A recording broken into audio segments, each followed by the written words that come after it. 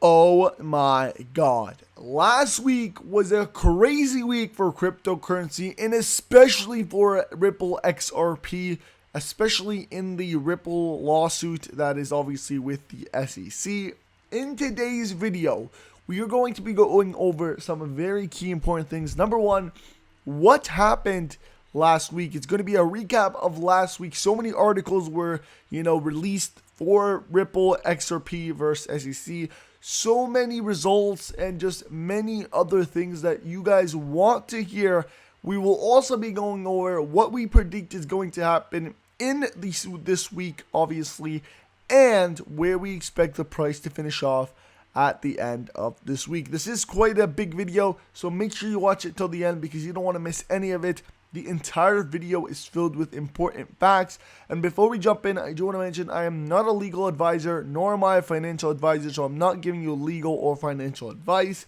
And hit that like button to support the channel, as well as if you're new to the channel, subscribe, and let's jump right. Alright guys, the first thing I want to discuss is William H. Hinman. Now this is actually a tweet that came from James K. Fillon, which says, breaking, SEC files motion to quash disposition of William H. Hinman, ex-SEC Director of the Division of Corporation Finance. What does this mean, and why did Ripple in the first place pick William H. Hinman to actually subpoena rather than somebody like Jay Clayton?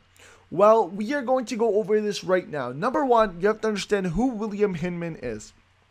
This is William Hinman.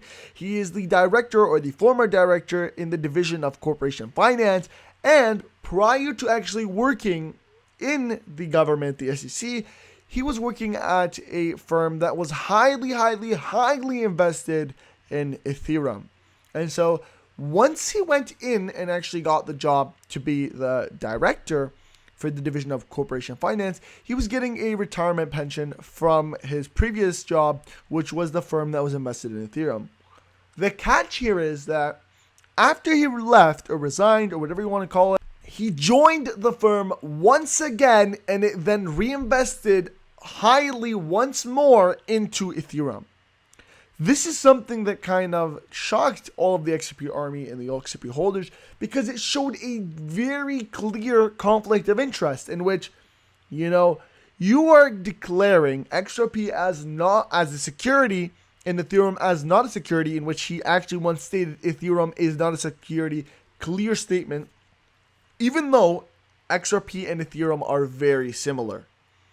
And so this was why I believe they picked William Hinman, because what's going to happen is when they go ahead and discuss with him, they're going to ask him, did Ethereum have a sale at the start? And he's going to be like, yes. Did Ethereum, go through certain phases? Yes. And then they're going to shock him by saying, Ripple did the exact same. So why are you saying Ripple is a security or XRP security, even though you just agreed to the exact things that XRP has? So they're going to kind of make him answer questions regarding Ethereum that are similar to Ripple, and then ask him, what do you see as the difference if they're the exact same? So I do believe it's a very good pick here, especially since he had clearly stated that Ethereum is not a security. So very good. Okay, guys, on to our next tweet that came out last week. We have Pedro J. Ryan. Now, this is still regarding, obviously, the SEC versus Ripple case, in which Ripple obviously wanted to subpoena somebody. And so this is what we got in terms of, remember the 60 days that were granted to the SEC? Well, it looks like it's backfiring towards the SEC, and they made a big mistake because clearly, as Pedro says, as far as I understand, the strategy for Ripple now is to put pressure to settle from inside the SEC, which is through subpoenaing and multiple other internal aspects. Now people with high influence inside the SEC is looking forward to stop the case. And boy, oh boy, is that true. Now, Hinman does not want to get subpoenaed. He doesn't want to get asked, because if he ends up doing all of this, and it will become in favor of XRP. It's clear. If they ask him these questions and he answers yes to them, it's going to become in favor of XRP. And then he's going to get the negative reputation as if he made the SEC lose. And so he doesn't want that. And Jay Clayton obviously knows that they were trying to get him, or they possibly could try and subpoena him as well. Everybody's scared right now. And so I believe that there is pressure, the same way Ryan just mentioned it, there's pressure on the inside to find a way to get rid of this case or solve this case as soon as possible. And on top of that, guys, this is just huge. And this is something that was really exciting when I read it. And it kind of links up to the pressure on the inside of the SEC. The defendant's request, which is Ripple, for the SEC's internal trading policy is granted. The court finds that the information sought meeting the low bar for relevance, including potentially with respect to the claims against the individual defendants. Boy, oh boy. Man, is Ripple just fighting hard and getting what they want. What does this mean? Because it means something very important. We are going to see, number one, the policy. So what are the requirements, if there are any, to trading crypto or stocks or whatever it is in terms of investments. But on top of that, we are going to see who traded what and when. This is huge because we are going to be able to see who bought XRP, if somebody did buy XRP, and who bought Ethereum, who bought Bitcoin, which are the three very similar aspects: XRP, Bitcoin, and Ethereum. If at any point we see through these obviously documents, which I'm really excited about, that an SEC member was buying XRP while also claiming it was security, that is just going to blow the courts away. And just imagine the impact it's going to have positively towards Ripple, in which we are going to clearly, show the judge this is a conflict of interest. They are just doing this whole lawsuit thing to try and make the price go down for XRP so that they can buy in XRP and then just one day decide that, they want to solve it so that the price can rise and they make money. So this is going to blow the courts away. I am excited. I bet you guys are excited now. On as well is Sarah J. Prostaco. I don't even know how to say her last name, but she has appeared in court on the case on behalf of Chris Larson. We welcome her to the team, but I wonder what her background is. Now, I had a quick peek. I didn't look at it too much, but she's mostly a litigation and practice in terms of her experience and career. In terms of her education, though, you guys can have a quick look here. She studied at New York University School of Law, and she has a bachelor's at America's University. So, again, a very well professional lawyer that is practiced in litigation. This is all I could actually find about her, but it definitely sounds interesting. More and better quality lawyers are coming into the team, getting added onto the team. We definitely see some very positive things coming into the future for Ripple XRP. All right, guys. So there was actually this upcoming dates document, and I want to thank, Fill-In Law, which actually produced this document right here, which is very interesting because it's the updated upcoming dates. So we're going to have a quick look here. I'm going to scroll all the way down, and let's see what we're waiting for.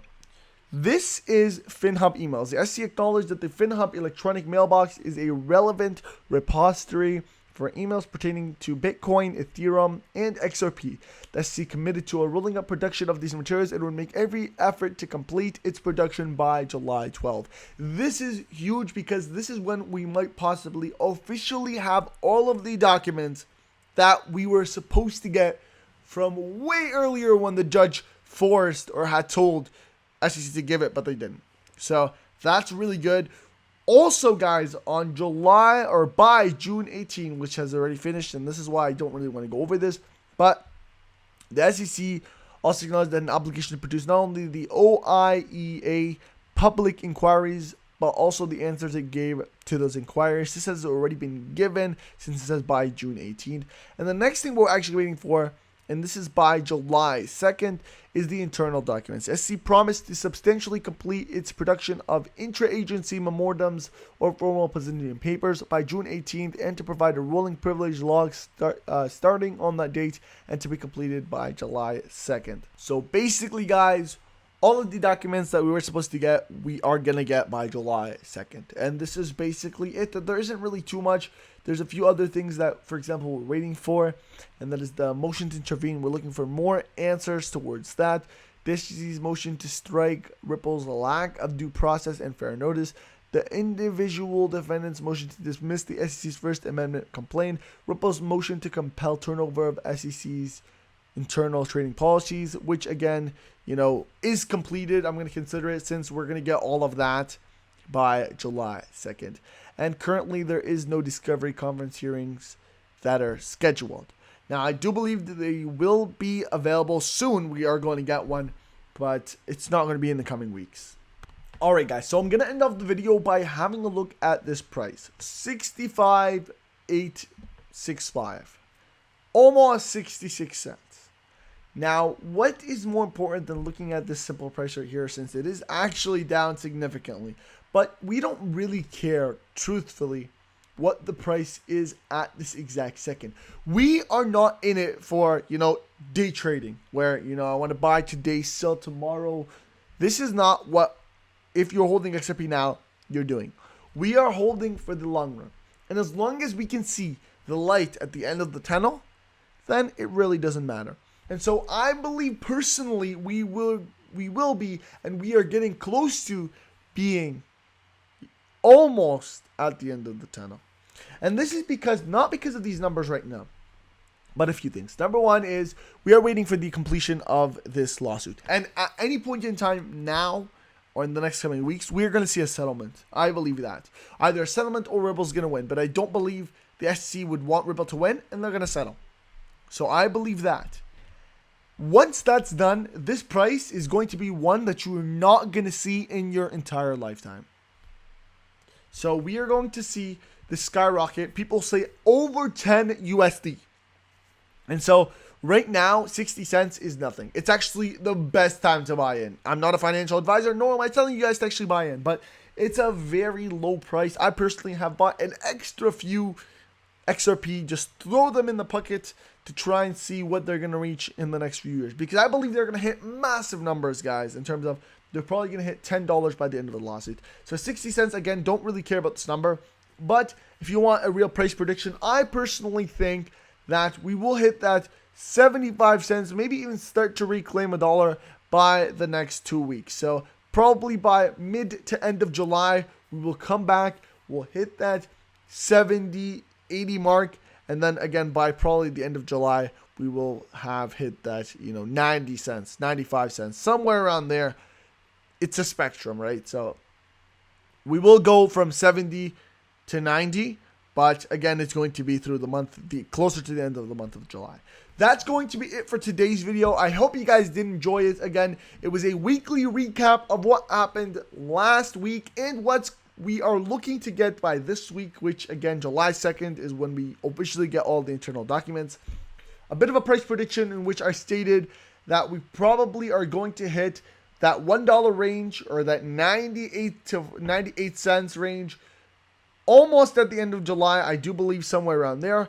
And probably by the beginning to mid-July, we're going to go back and reclaim that 75 cents range as well. So I hope you guys enjoyed this video. If you guys did, smash that like button, subscribe to my channel, and obviously comment your thoughts down below. And I'll see you guys in the next one.